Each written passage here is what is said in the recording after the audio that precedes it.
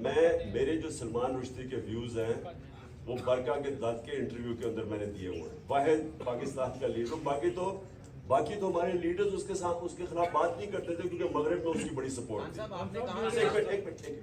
تھی. تو میرے بڑے کلیئر ویوز ہیں اس سے. اور اس انٹرویو میں بھی میں نے کہا کہ اس نے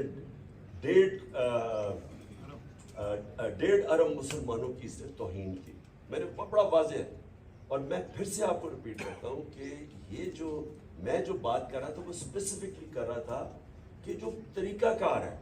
اور میں پھر سے آپ کو کہتا ہوں کہ اگر آپ یہ اس کو الاؤ کر دیں گے, اجازت دے دیں گے, جو سری لنکا کے اندر انہوں نے اس کو فیصلہ کیا کہ یہی اس نے کیا ہے توہین اور ساروں نے پکڑے چلا دیا اس کو. آپ کو اندازہ نہیں ہے کہ اس کو ملک کو کتنا نقصان ہوا. میں پرائم منسٹر تھا, باہر کے لیڈرز کے کالز آئے مجھے, جو لوگوں کا جو باہر کے پریس میں ہمارے کیس لکھا گیا. سو اس لیے جس وقت آپ وہ انڈورس کرتے ہیں نا, آپ دروازے کھول دیتے ہیں.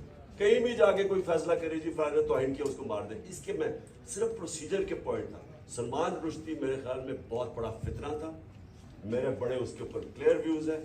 میں اس کو کہا کہ میں کبھی کسی فورم کے قریب ہم نہیں جانا چاہتے جدھر یہ فتنہ, جس کو پتا تھا کہ مسلمانوں کو ہوتے ہوئے اس سے تکلیف پہنچائی.